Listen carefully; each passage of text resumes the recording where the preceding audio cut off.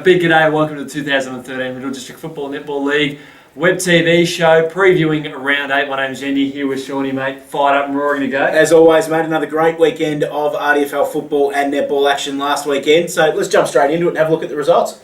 Some magnificent results over the course of the weekend, and looking at the Sunbury Kangaroos, big win over Lansfield, 11-11, 77 to 7-11, 53, 4-goal win. And the Tigers, they led at half-time, couldn't quite hold on the momentum.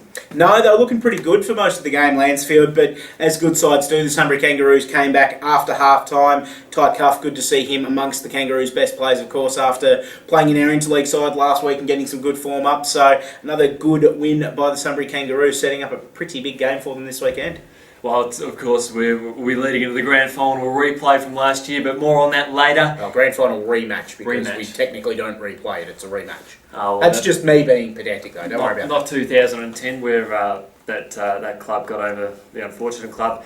Heartbreak for all. Anyway, speaking of heartbreak, there was none over at Rockbank as they celebrated their first win of the year, 19-12, 126 to Broadford, 6-4, 40. A big 86-point win, and they did it in style. Oh, they did. Congratulations to the Rockbank Footy Club on their first win for the season. I know I got a text message about 5 o'clock on Saturday night, and all it said was finally. So, by Rockbank to get their first win on the board. Leroy Spall leading from the front with 5 goals.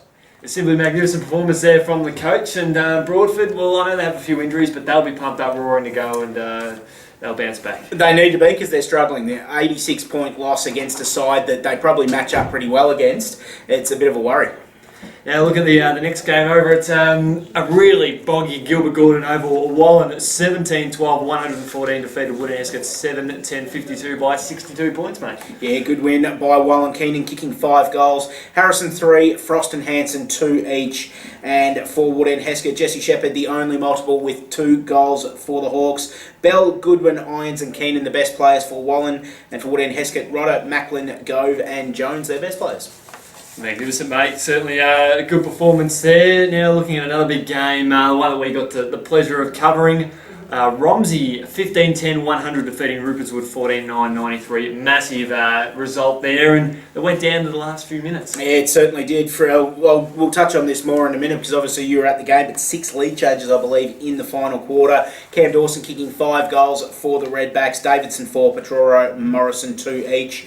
Lee Brennan kicked 5 for Rupert's Wood. Slater and Pottlezak, and as well as Riley, kicked 2 each. Best for Romsey, Streeter, Austin, Dawson, Petroro, and for Rupert's Wood, Pottlezak, Lee Brennan, Morris, and of course Nash Egan. Great efforts there.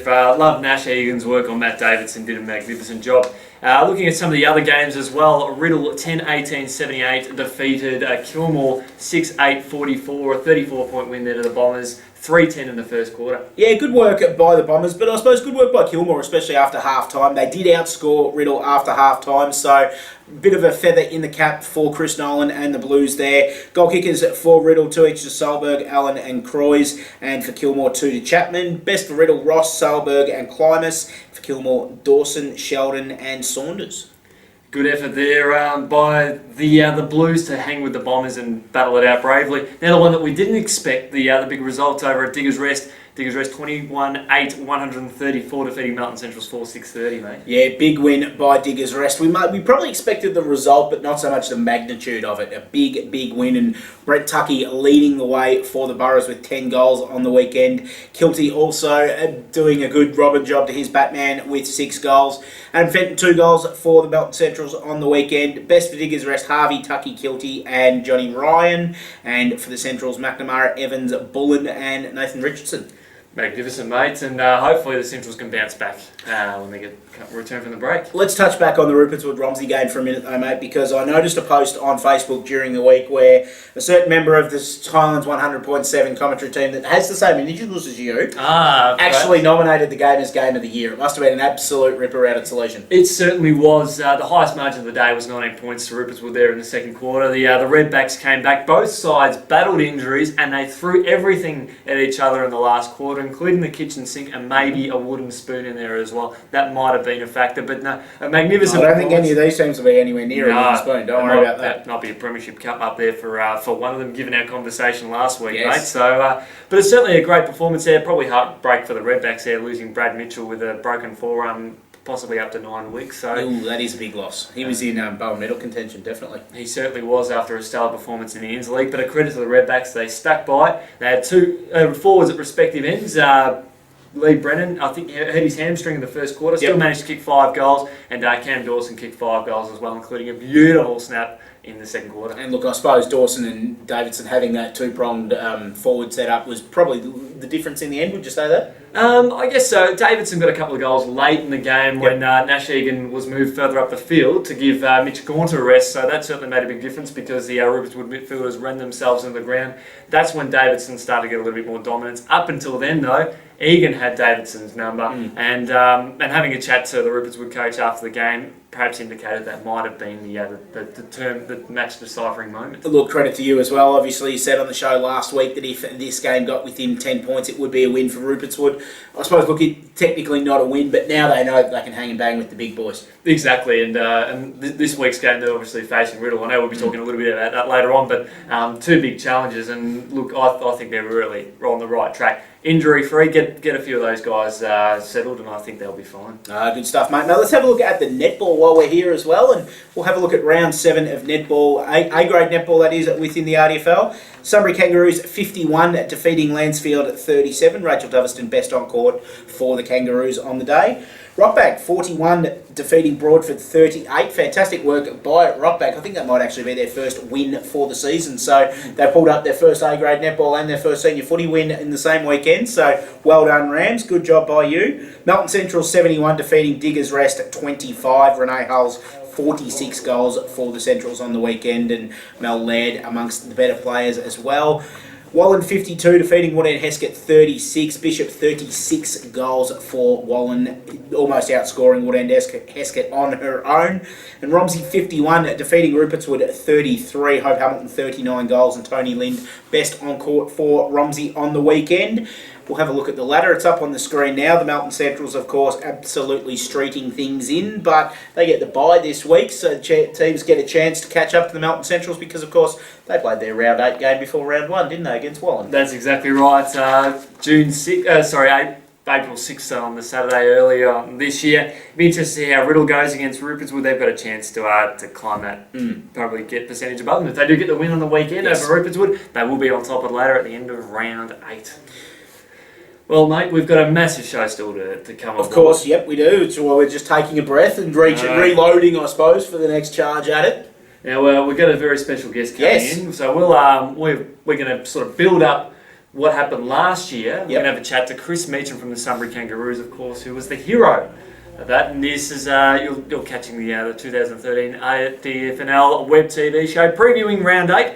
We'll be previewing the grand final rematch after this.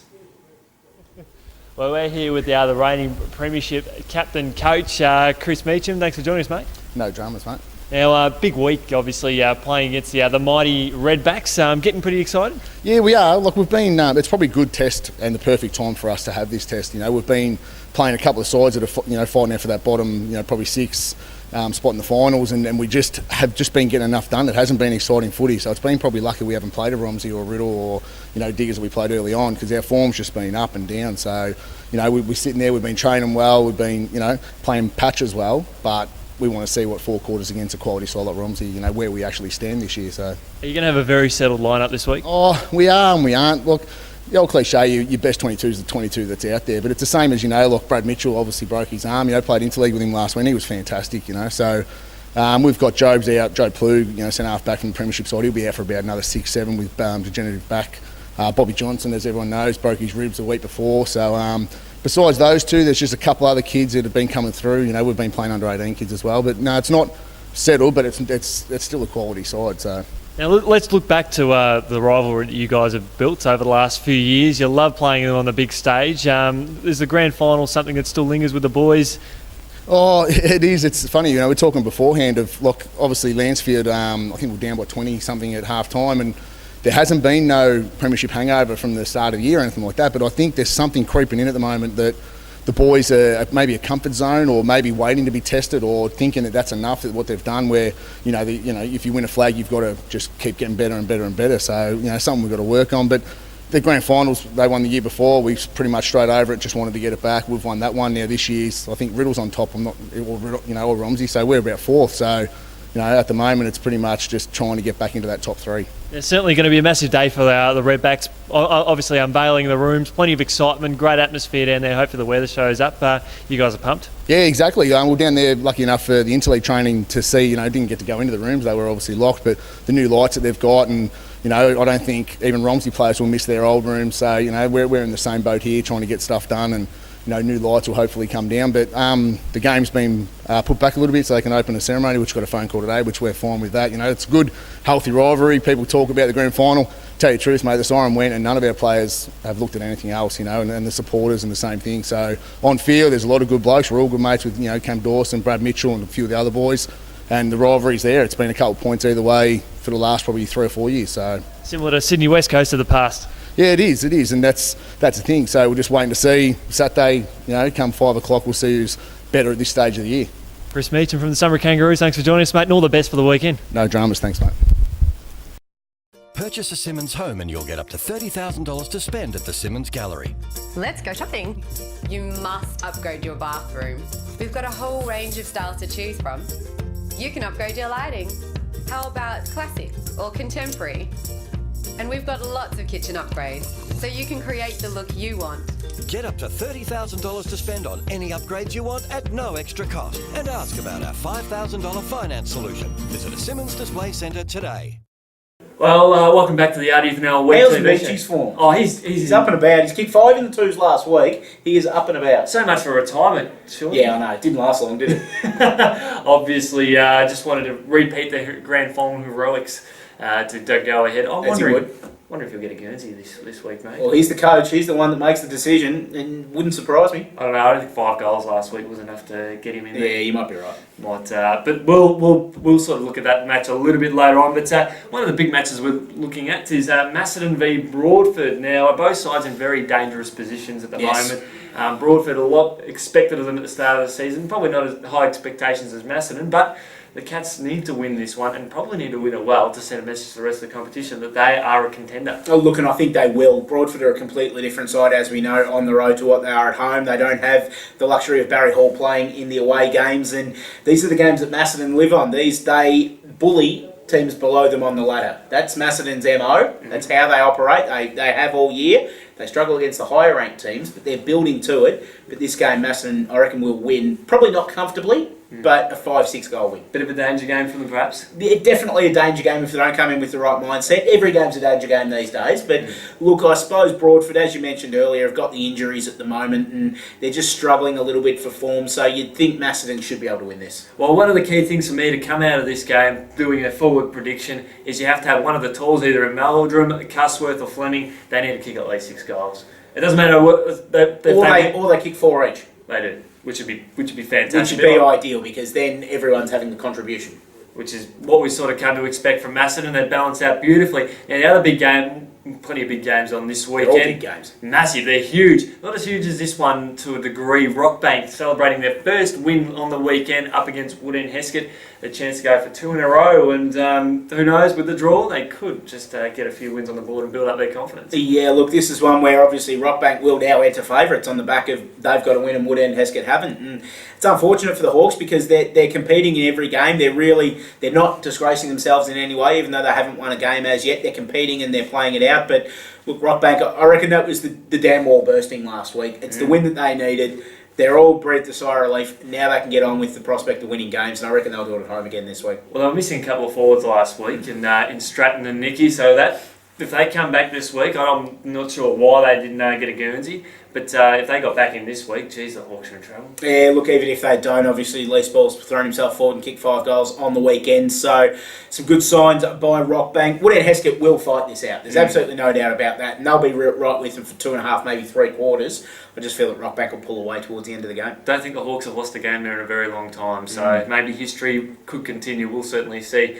Another big game, Kilmore v Diggers Rest. Yes.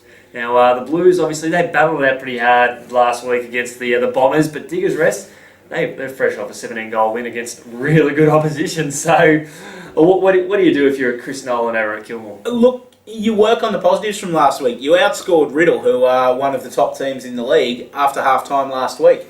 You work on that, you take the positives out of it, you build on it, you try and do the same straight away. What Diggers Rest can pretty well guarantee this week is the game's going to be hot early. It's going to be very hot in the kitchen early on, and they just need to kind of sit back, take their time, calm, and then go for it after that. I'm tipping Brent Tucky kicked 10 last week.